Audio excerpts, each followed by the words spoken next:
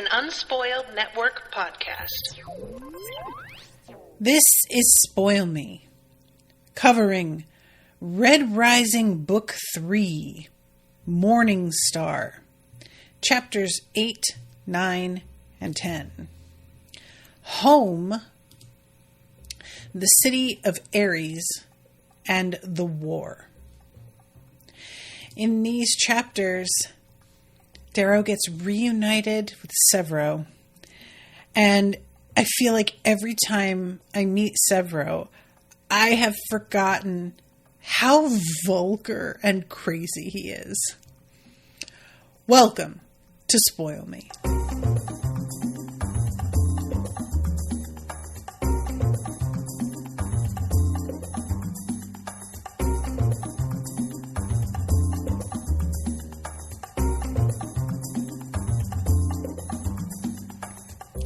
Welcome to the show, everyone. I am Natasha. Thank you very much to, I believe today it's Cassie. Cassie, who's in the chat with me. Hi, Cassie. It's Cassie who commissioned this episode. So thank you so much, Cassie, for supporting the show. These chapters were so engrossing. It's been a while since I have been taken aback at the point that I have to stop reading. I'll be mad. There's plenty of times that I have been upset that I have to stop here, but I'll have seen it coming. And this one, when chapter 10 ended and I double checked that was where I was supposed to stop, I was like, oh God, I feel like I was just getting into the groove here. I wanted so much more. So chapter 8, Home.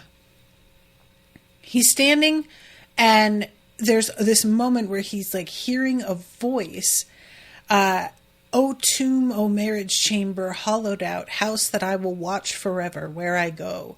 To my own people who are mostly there, Persephone has taken them to her. Last of them all, ill-fated, past the rest, shall I descend before my course is run. And he realizes this is all his uncle's voice, and therefore has a moment of wait, does this mean I'm dead?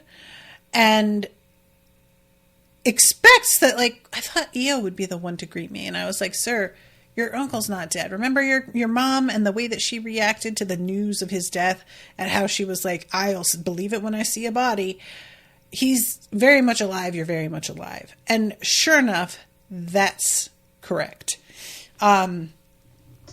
He's in a hospital bed. And when he wakes up, they're talking about how this was something that was recommended for them to read to him to keep him I think it's to stimulate brain activity because he can hear. And that it's just sort of a surprise to them that something that's as poncy as it's called as this poetry was something that was one of his faves. So yeah, he sees his uncle and is just oh man, he's got burns. He's got a look to him of somebody who's fucking seen some shit. A sling blade has been sewn onto his black military jacket above a society logo that's been peeled off and inverted. Red at the top, gold the foundation, which I really did like. The man's been at war. Beside him sits my mother. And there is this interesting moment where he's thinking about how his father is the one who's the sensitive, kind one. And his mother was always, as he calls her, his spine. And can see that despite the fact that her body has been through some shit, who she is inside is exactly the same as she has ever been. And admits that when he was a kid, he didn't like his mother as much as he liked his father. She would hit me at times. She would weep alone and pretend nothing was wrong. And now all I want is to listen to her hum as she cooks. All I want are those still nights where we had peace and I was a child. I want the time back. And I found that so moving as somebody who had a much better relationship with my mother than my father. Thinking back now, just, his own demons that he was dealing with and how underappreciated that time is, and it always is. That's the nature of being young. That's the point, is that you haven't grown so aware how fleeting it all is yet. And it turns out they thought Darrow was dead. And when they first said that, I thought what he meant was simply so much time passed that we assumed you had to be dead. Which, it turning out that it's been almost 9 months, I could understand at that point. It's the greater part of a year, and you kind of begin to think, if we haven't seen him, if he hasn't been paraded around. But when I find out what was actually done, it turns out they did something to make somebody look like a twin of Darrow. Like, either they gave them a mask, they used some sort of technology to alter the image, they had somebody carved, like, who knows what it was that they did. But they all thought that they saw Darrow get executed. And so they stopped looking, because for them that was definitive. And they had a whole funeral with a dirge. Like, it was the whole kit and caboodle. And yet, Sevro, he never believed it. What is the deal with Sevro? Like, Are they like linked somehow? Because the instinct with him to just be like, no, but we saw him on TV. Yeah, I know what we saw, but no, he's alive. What do you, we saw him be executed. No, we didn't. I'd have known. We all know. We all saw it. No. You think you know. But I know. He's alive. And to be willing to dedicate resources to searching for him and everything. I can't believe the kind of connection, and I keep sort of thinking to myself, do I have this sort of connection with anybody in my life? With Owen, with Rashawn, with my mom, where if I was shown them being killed, that I would still be able to really feel the fact that they weren't dead. I have no earthly idea. I really don't, because that's such an elusive... You'd think that the person to have a connection would be his mother, to know that he wasn't really dead. But it's Sevro. And it's just so interesting to me, So I love when he immediately is like, you guys have to check me for implants. And Neryl is like, we checked you already. We're not idiots. There were 2, both fried in the EMP. You weren't tracked, and Ares ain't here. He's still out with the Howlers. Came back just to deliver the wounded and scarf down grub. There were almost a dozen wolf cloaks, so he's recruited. Thistle betrayed us, but Vixis mentioned Pebble and Clown. Wonder if Screwface is with them too. Which, of course, Thistle betrayed you, because we saw how she reacted to the whole thing with Ragnar and the razor. And Darrow, for his part, is just so overwhelmed by everything, by being surrounded by these people, that he had thought, at the very least, that his mother was being tortured. Like, he had this whole image in his head, and realizing that she is here and that they are for now safe, it's almost too much. And this is when Dancer comes in. He's one of the only Reds alive who makes old age look good. I can hear his foot dragging slightly behind him in the hall. And he's like, you gave us a hell of a scare. And he's the one who winds up telling him about everything. Like, the way that he gives him this information is interesting, because it seems like Darrow is really... They're seeing him in a new light after everything that he has been through, and they're like, you are owed the truth at this point. After everything, we're going to stop keeping things from you. Like, bad policy. We're doing away with it. He's just sort of graduated somehow, it seems like to me. And he asks Dancer, how did the jackal know? And Dancer says it was Harmony. I thought this was surprising because the way that Darrow reacts was she wouldn't. She hates gold. And I was just remembering how Darrow had been thinking about the chemicals that can be given to make you tell the truth. So he just doesn't even like consider that here. And I sort of thought he would, that like, I sort of expected that the way that the jackal found out was going to have turned out to be some means of making a person do something involuntarily. And there's a part of me that still kind of wishes that were the way it was. Not because I lament Harmony betraying them, because as far as I'm concerned, Harmony had betrayed them all anyway. Like she was already just completely did not care about the overall mission that Ares was supposed to be about. It's more because it's scarier to me. If you are forced to give up information and you have absolutely no control of yourself, and they're just able to take that info because they have induced in you a state that forces you to do so, that is way scarier to me than somebody who has just got a grudge. But what can you do? And it turns out, Dancer says she thinks we've sold out to the rebellion, that we're compromising too much. She told the jackal who you were. And it's just hilarious to me. She thought we sold out, so she sold us out. Bitch, get a fucking life. Harmony, I hope, like, we're definitely going to see her again, because it turns out that she, like, fucked them all and then she disappeared. I do not look forward to seeing her again. This is a person for whom logic does not matter. And that kind of person is tedious. They're boring to deal with. Fitchner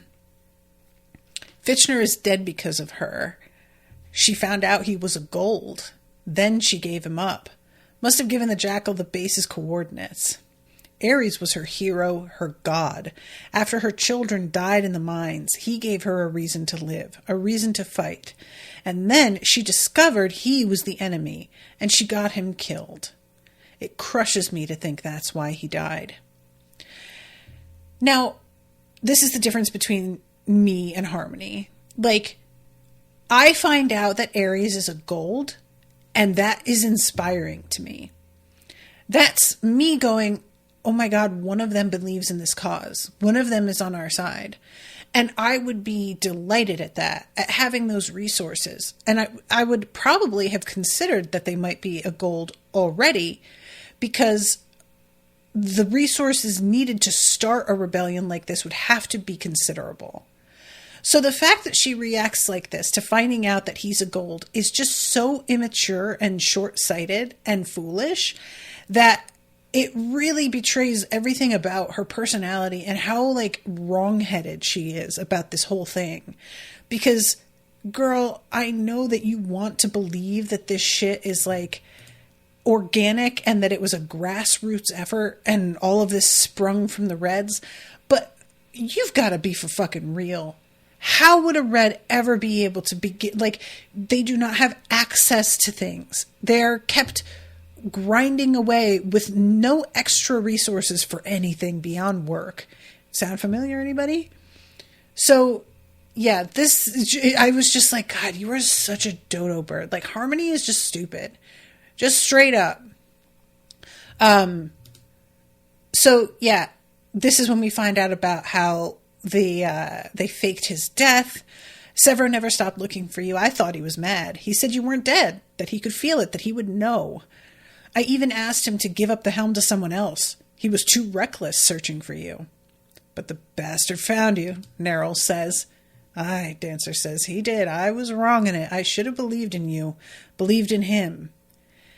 And he finds out it's Theodora who, like, found out where he was. Some of her informants in a Pearl Club caught word that the Olympic Knights were taking a package from Attica back to Luna for the Sovereign. Sevro believed you were that package, and he put a huge portion of our reserve resources behind this attack, burned two of our deep assets. And Darrow is just very distracted throughout this at thinking about what it must have been like for his mother to be so sure that he was dead and for him to just be back.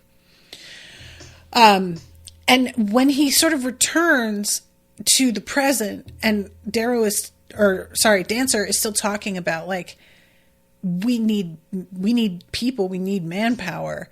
Darrow stops him and is like, hey, we got to wait until the morning to do all of this.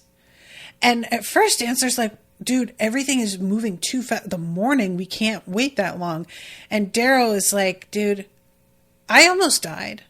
And that has caused me to reconsider some of my priorities. I am here with my mother. I am going to take a little bit of time to savor that. And I really, really like that. That felt very real to me.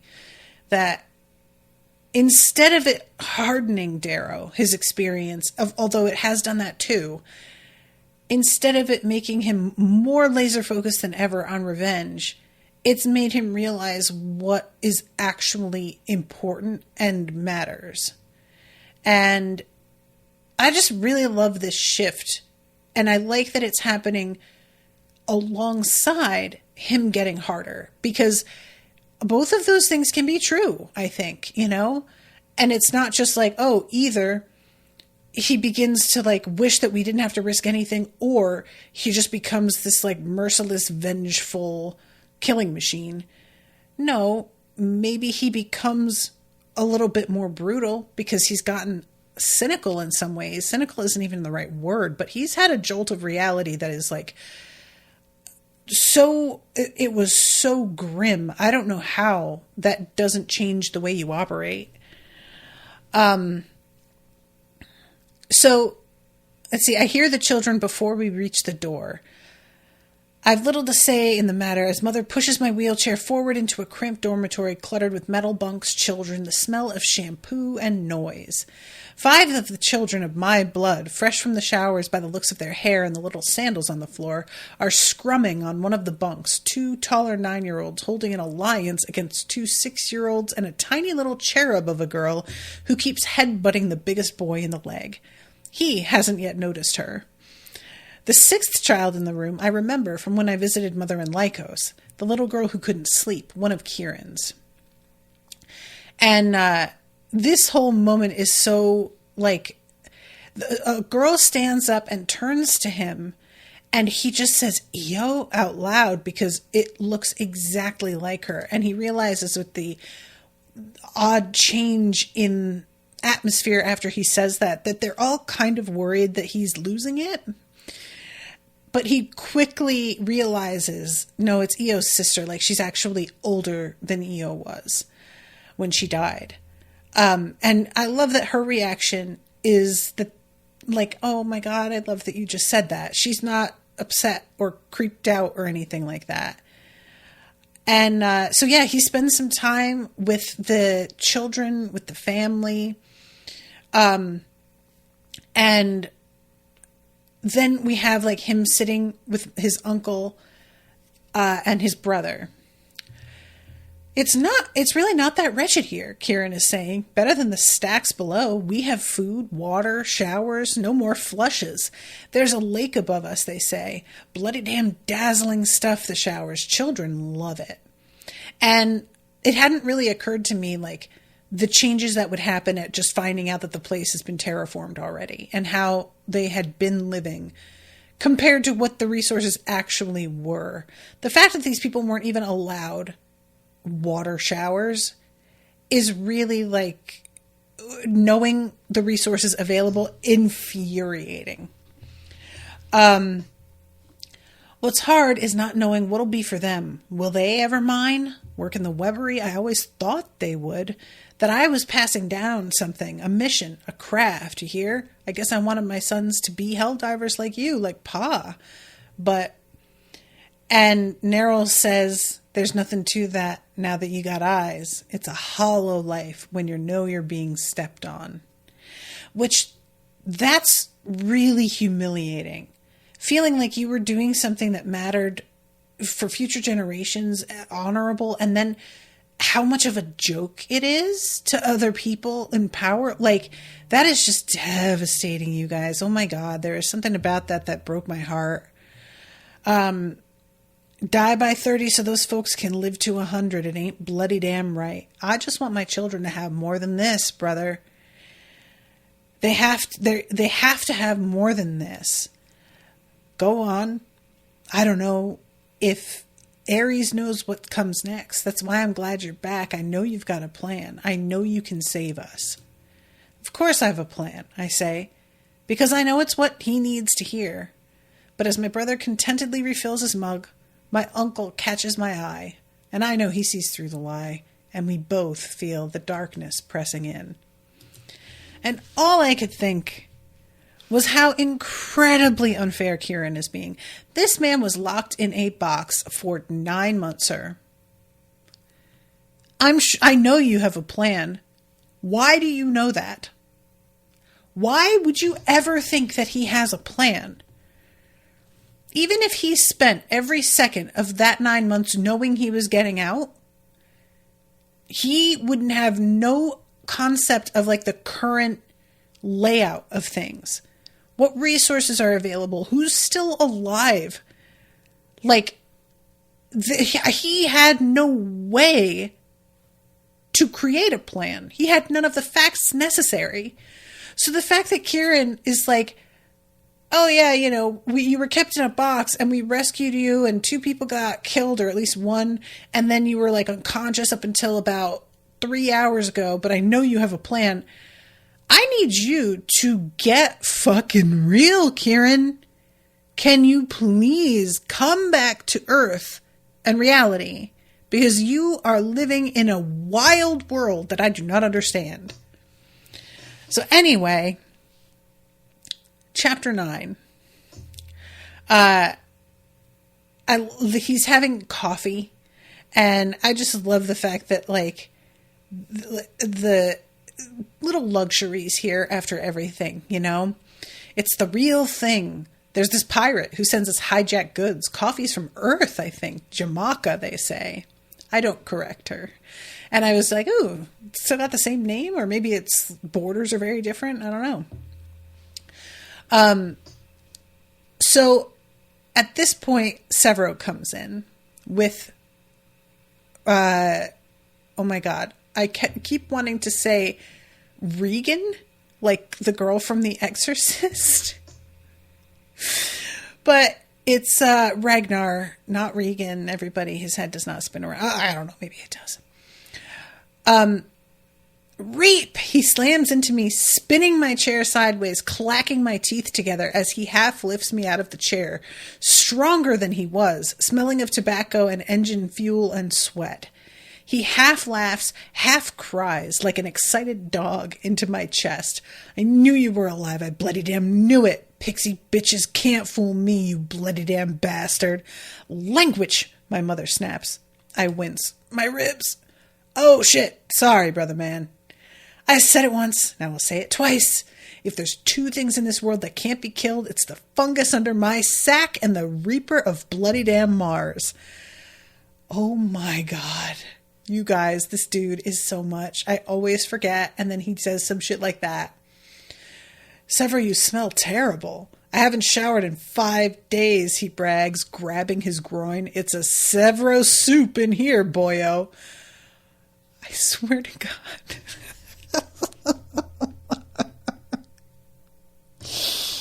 Oh my God, you guys, it is, I love him, I do, but gross.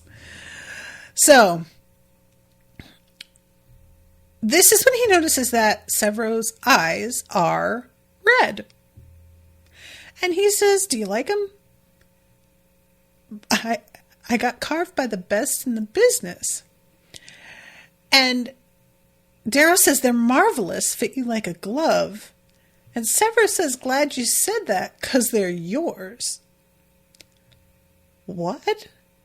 They're yours. My what? Your eyes. My eyes? Sevro, this connection is a little bit much, Brett. Like, it's just a little bit much. A little. The devotion. Taking his eyes. I mean, I'm assuming that they have been altered so as to make them more effective than red eyes actually are, because my understanding would be gold eyes would be significantly sharper and better quality than red eyes. And I also would assume that red eyes would, like, be optimized for underground work. So my assumption is that they are his eyes, but have been changed somehow. But yeah, he's just like, well, you weren't using them. Something to remember you by? It's not so weird, right? I told him it was odd, Ragnar says. Do you want the eyes back? I can give them back. No, I say. It's just I forgot how crazy you are. Oh, he laughs and slaps my shoulder. Good, I thought it was something serious. So I'm prime keeping them? Finders keepers, I say with a shrug. That is so strange. I love it. I really do. But I think that the thing I have to keep in mind with Sevro's character is that every time I think XYZ would be just a step too far, he will take that step. He's going to be the one. He will do it, you know? So they have a moment here with Sevro. I got a present for you. Sevro, no, Dio and my mother shout. What? He pulls out a bag. It's just candy this time. I desperately want to know what precedent he has set for them to react that way when he says that he has brought him a present. Oh my God. So the next section of this chapter starts off with him like telling this funny story about Ragnar like getting eaten by some sea demon, as he puts it, and how he has to follow him underwater.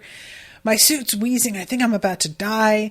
When suddenly Ragnar cuts his way out of the scaly bitch. But can you guess where he came out? Come on, guess.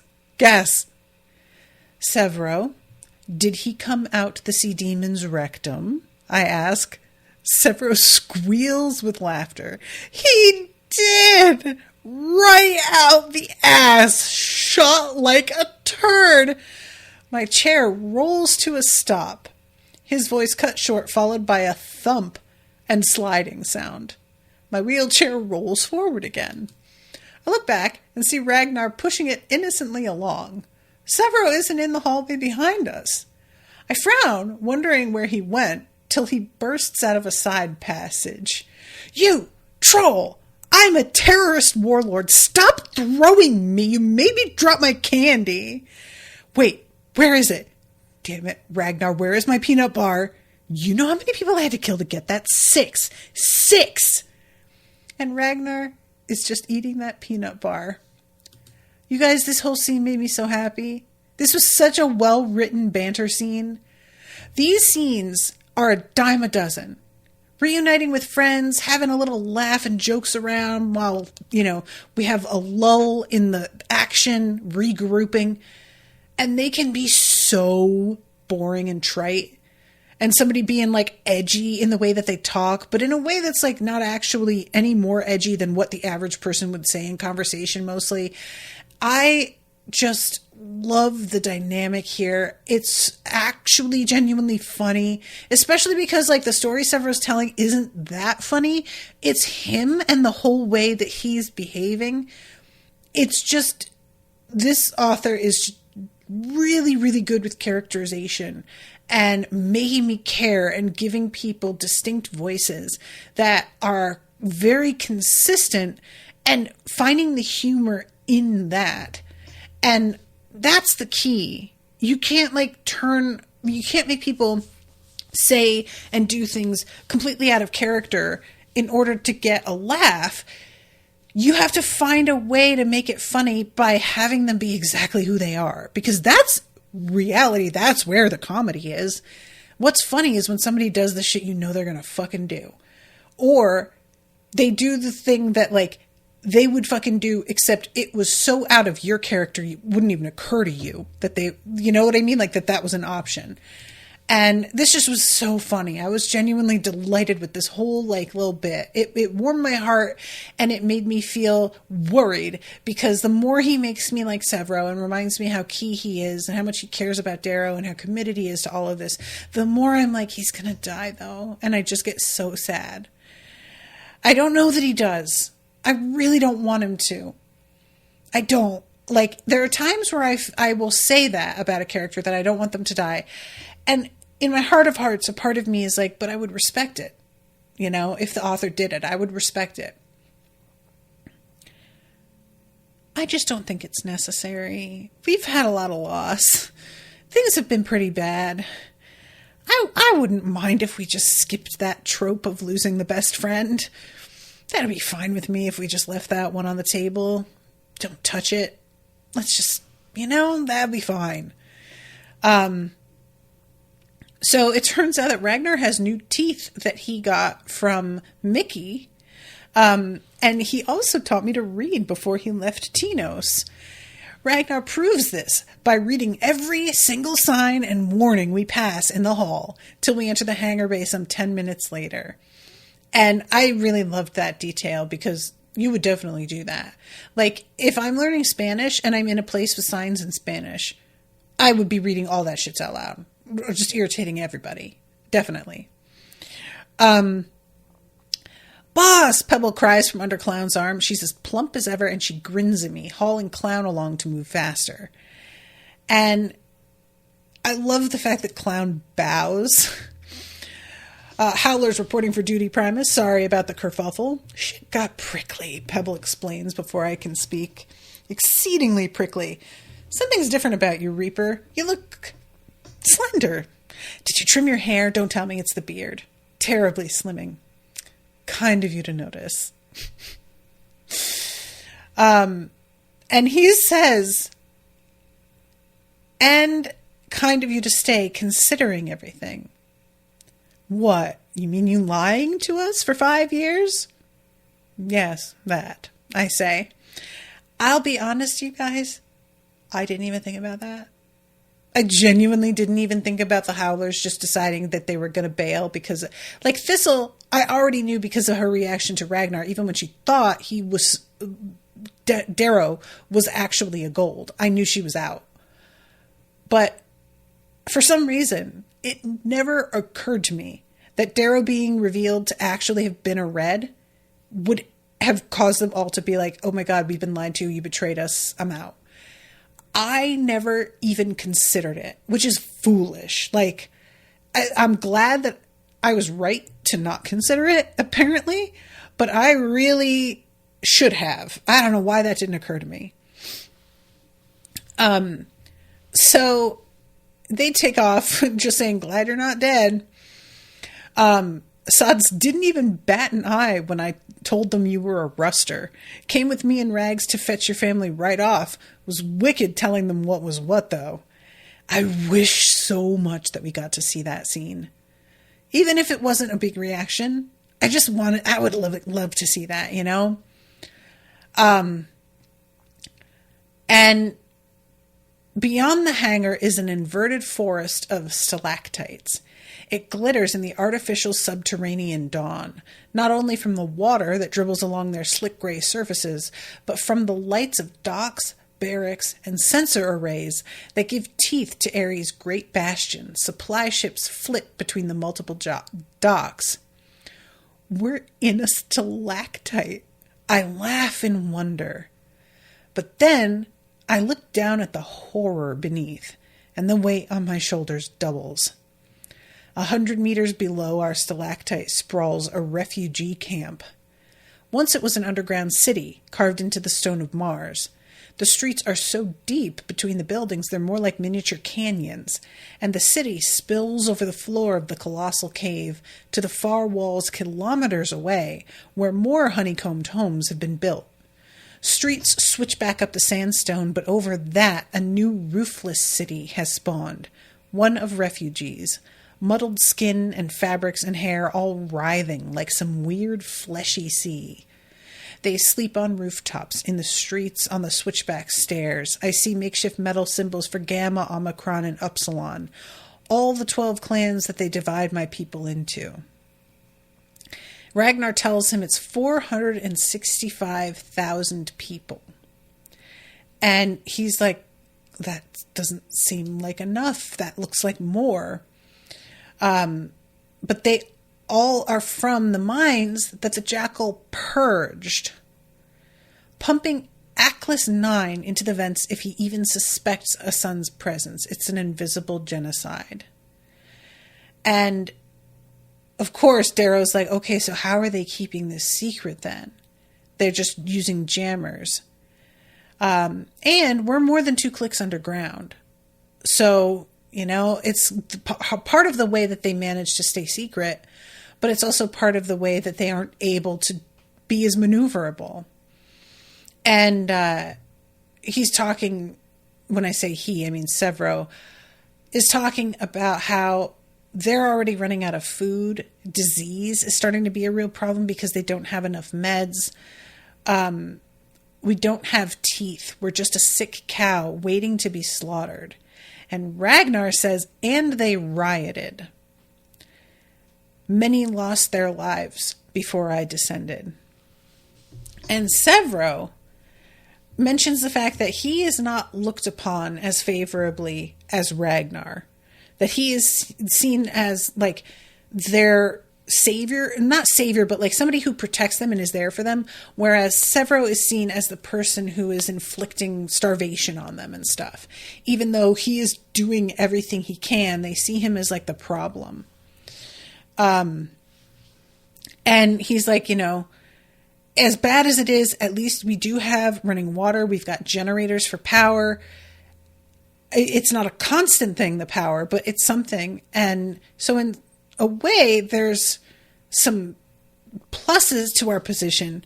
But, we've got like crimes, regular rapes and threats and, the usual robberies, all of that.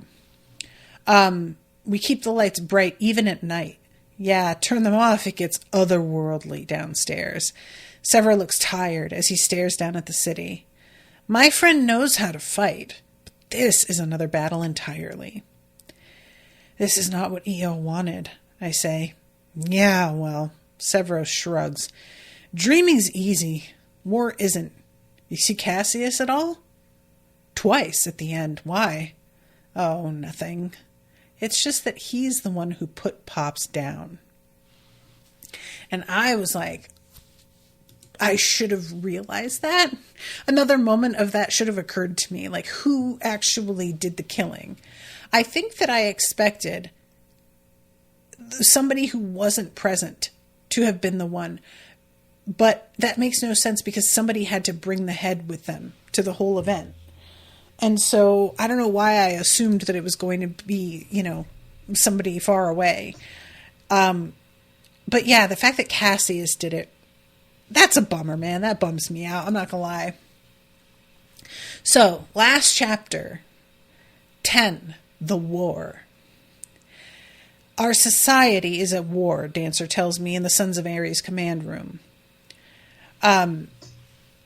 Not just the rising against gold forces here and our other cells across the system, but among gold itself.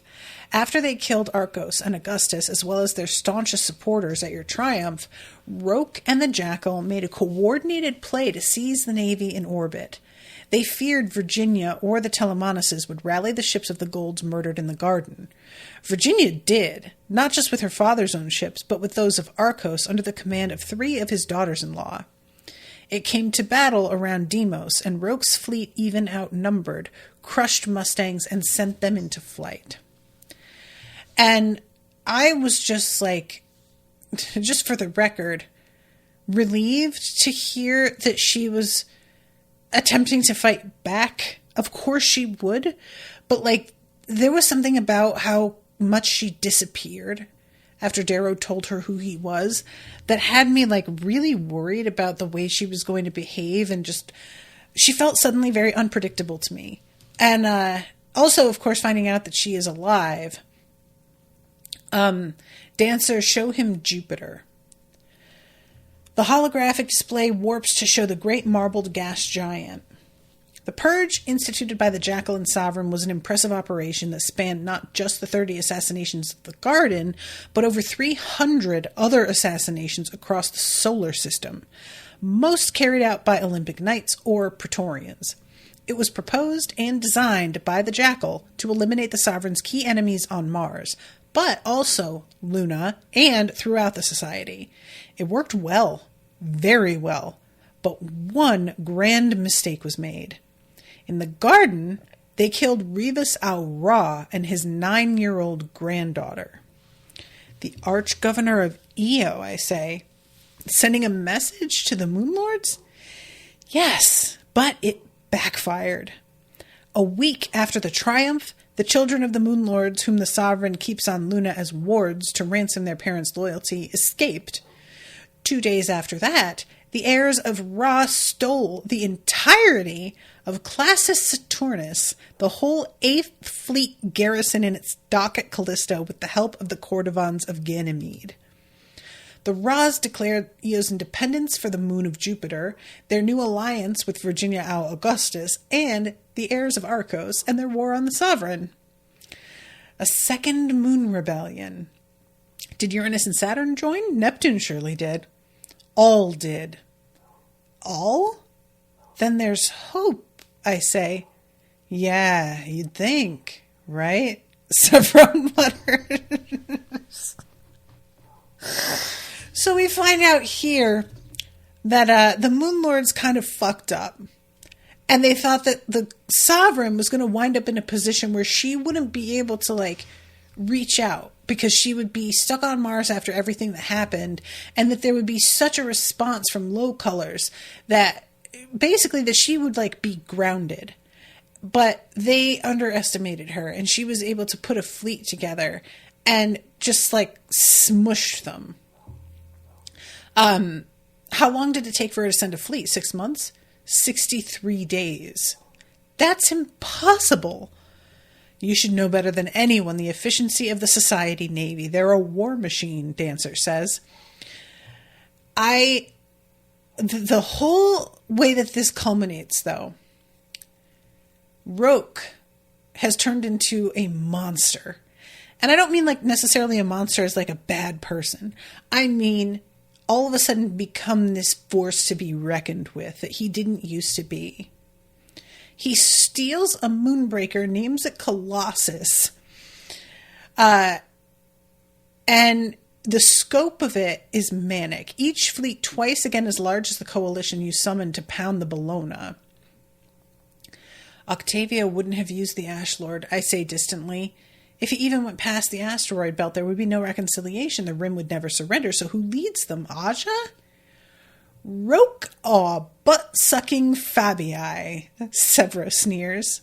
He leads the entire fleet? I ask in surprise. I know, right? I just love Sevro's like whole mannerisms and way of speaking just feel very natural to me personally. Like, you know, but yeah, the fact that like he was kind of a joke and used to be seen as a bit of a crybaby, nobody cares about that now. He is just absolutely out here laying waste to things. Undefeated in battle, even against Mustang and her Titans, he is very dangerous. Fleet warfare is not her game, I say. Mustang can fight, but she's always been more a political creature. She binds people together, but raw tactics, that's Roke's provenance. I'm so bummed, guys. I just wanted more from Roke. The fact that he stuck by Darrow the way that he did, it seems like Darrow drugging him just completely fundamentally altered how he saw him. I can't help but wonder, if not for that and the way that Quinn died, whether it would matter as much to him what Darrow was. I suspect it still would have, but I like, you know, it's just the kind of thing that I keep thinking about. What a shame it is to have lost somebody who was so valuable in so many ways. And for them to just be like disappointing as a person like this. And I think we've all experienced this over the course of the last decade with the shifts politically and everything, our social awakening sort of, that a lot of us have grown to see certain people in a new light and had to cut ties with some of them. And it's just like, you know, it makes me heartsick sometimes to think about. So he says, the Pax and your ships are gone. Don't know where Orion is. Dead, we reckon. I was like, oh no. Now we've got paramilitary armies that aren't Suns affiliated rising up in the north, massacring civilians and in turn getting wiped out by Legion airborne units. And it turns out that there are like so many political prisoners that they're sending them to camps where they're just killing them all. And it's apparently like kind of under the radar, but an open secret, which that makes sense to me because that's how that shit works. It's like, you know, the camps at the border and everything, how technically we're not supposed to know what's going on, but word has gotten out and we just let it happen because like there's a feeling of helplessness. Like, what are we meant to do? And it's just so frustrating to like see this all reflected in reality, because I want to believe we're better than that we would stand up and do something. But what are we meant to do up against the kinds of weapons that we would be facing as regular people? You know, I just genuinely don't know the answer to that. And these people are being relocated somewhere with not necessarily anybody like knowing exactly where they're being brought. Sevro says, we've been hitting them hard as we can. Some gotten some hardcore business done. And now they're rebuilding the thermic command center. Well, we'll destroy it again, Sevro snaps. When we can't even hold a city? These Reds are not warriors. Ragnar interrupts the two. They can fly ships, shoot guns, lay bombs, fight greys. But when a gold arrives, they melt away. And he thinks about the words from Lorne. How do sheep kill a lion? By drowning him in blood. I don't remember that line from Lorne. I believe you that it's from him. But that is fucking bleak, man. That line is like, oh, God, you just got to completely sacrifice everybody you've got in order to take this one being down. That's just, grim. So yeah, Theodora chimes in here and it's just like, oh yeah, by the way, absolutely everything that goes wrong on Mars, all the deaths, they get blamed on us. They manage to like do that thing where they infiltrate demonstrations and they pretend to be, you know, on our side, which it's so funny because like I had assumed way back in, what was it? Book 2? I think it's the beginning of book 2 when Augustus is talking to Darrow about the Suns being more active and more violent than they had been. And I was really confident that was people who had just infiltrated, making them look bad. But it wasn't at the time. That was Harmony, like dialing up the violence and the aggression. And now it is what I had thought it was before. A faction called Red Legion is massacring every high color they find, Dancer says darkly. Old friend of ours has joined their leadership, Harmony. She's poisoned them against us. They won't take our orders, and we've stopped sending them weapons. We're losing our moral high ground. And that is such a real thing and such a real problem, like keeping a reputation. And a reputation is like really, really fragile. It's so easy for you to do everything right and somebody else be able to completely tear it down. That the fact there is a need for a moral high ground with this kind of thing is just so frustrating. Like, it should be the principle of the thing itself, but it isn't that simple. It never is that simple, you know? This whole thing. None of this makes any sense. What sparked open war? The Jackal didn't publicize killing Fitchner. And this whole thing, it turns out, Sevro's like, I can't believe that you didn't tell him. So, first, they've lost a bunch of, like, their digital network. Lots of manpower, lots of people. And you had disappeared. And then the Jackal executed you. But then Sevro did something.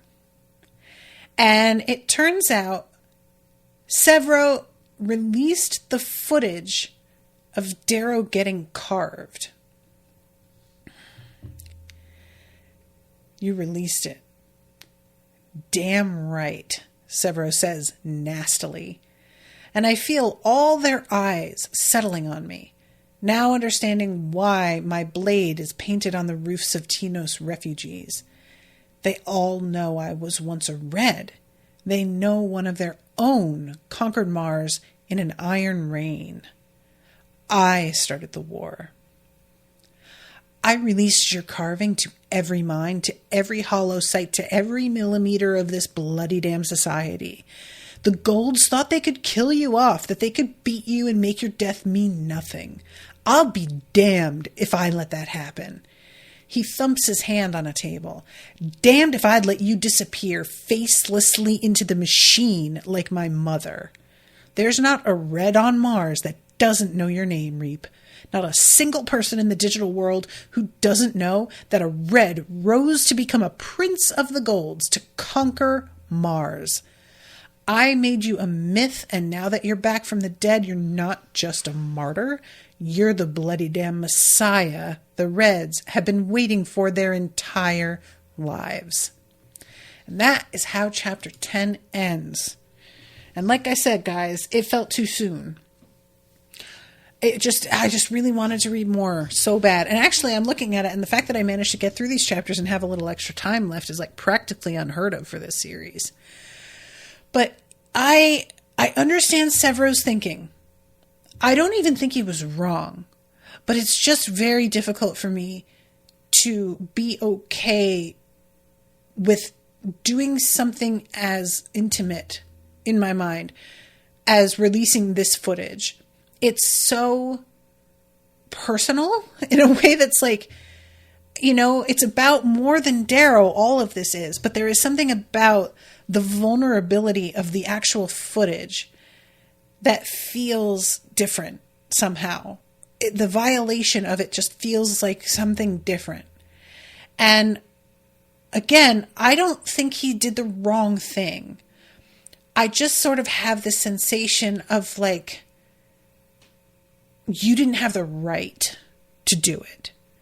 And I'm not certain that's true at all. I mean, you know what I mean?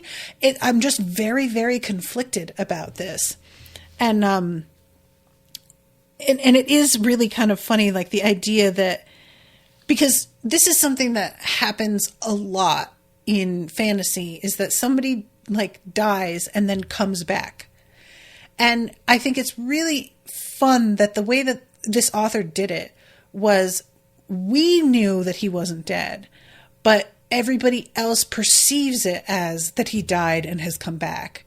Not literally, but they were under the impression, and they were so certain that he was gone and not a factor anymore, that his sudden return is going to feel, even if they're told the story of where he was, it's going to feel miraculous somehow, which it kind of is. And so I really like the fact that, unlike a lot of stories where a supernatural element is involved, like Buffy, for example, that the way that we're doing this sort of rebirth archetype actually feels somewhat grounded in reality and not like it's dependent on magic or, you know, whatever supernatural forces, or just I was about to spoil something from Mistborn, but if I'll just mention Mistborn, if you know the reference I'm making, you know what I'm talking about. But there's a whole thing in that with this sort of approach to things. And I thought that was a clever way of dealing with it as well. But I like this one even better because there's no like kind of fantasy element really here. I mean, there is, but you know what I'm saying. And also just like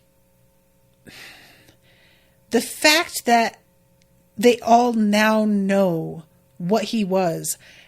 I had assumed they would anyway, because I thought word would get out. And I didn't think about how important it would be to the Golds to make sure nobody knew Darrow was originally a Red. I didn't think through the extent of the damage that could be unleashed if everybody found out. And I had just taken for granted that once Darrow re-entered the world, everybody would know who he was and what he was. I definitely assumed that's how it would be, that there would be no hiding that anymore. Whether it was actually released in this way like Sevro did, or if it was just a sort of through the grapevine, this legend began around him that people heard he was a Red and there was no proof, but it added to like the mystery of him as a person. However it like shook out didn't really matter. I was just like, definitely didn't even consider he would still be regarded as a real Gold.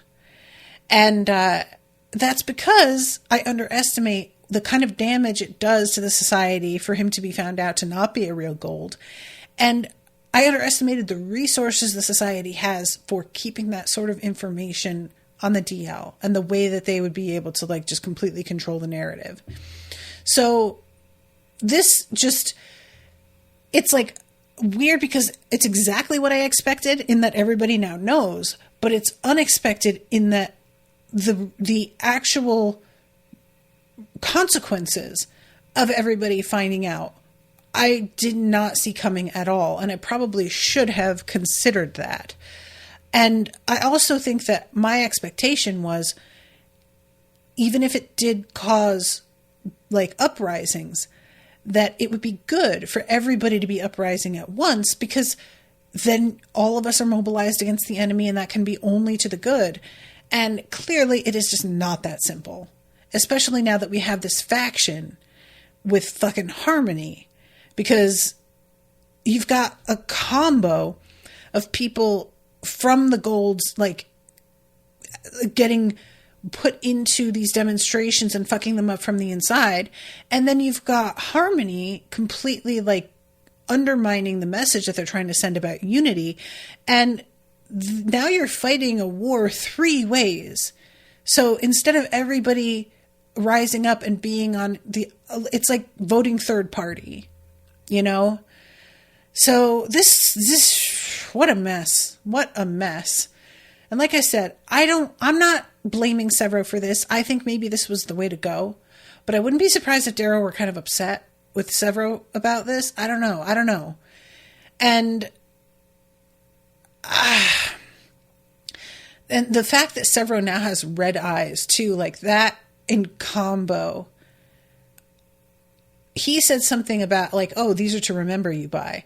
But I wouldn't be surprised if taking Darrow's eyes after everyone knows Darrow's origins would be seen as like somehow keeping him alive in a way to everybody, and be very symbolic in what Sevro is sort of trying to represent. So it would be easy to sort of just wave off what Sevro did taking those eyes as being like, oh, crazy Sevro, you know how he is. But there's a shrewdness to it, I think. I'm not sure if I'm assigning more meaning to it than he intended, but Sevro's not a fool. And I just feel like he understood what this all meant, you know? And there's always something a little bit alarming is the wrong word. Unnerving, I get. Being reminded that even the people who are closest to Darrow, like his best friends, still also see him as a symbol in some ways. It's not that I feel like he isn't human to them, but just remembering that, like, even to those closest, other than his mother, he's taken on a different proportion, you know? And that's a weird responsibility to have. And considering how casually Sevro treats so many things, for him to be, like, buying into that to a degree, I'm sure that's really humbling a lot of the time. So, anyway, I really, really like these chapters. I can't wait to read more. So I better wrap this up, but thank you guys so much for hanging out with me and listening. I really hope that y'all are enjoying the coverage. And until next time, toodaloo, motherfuckers.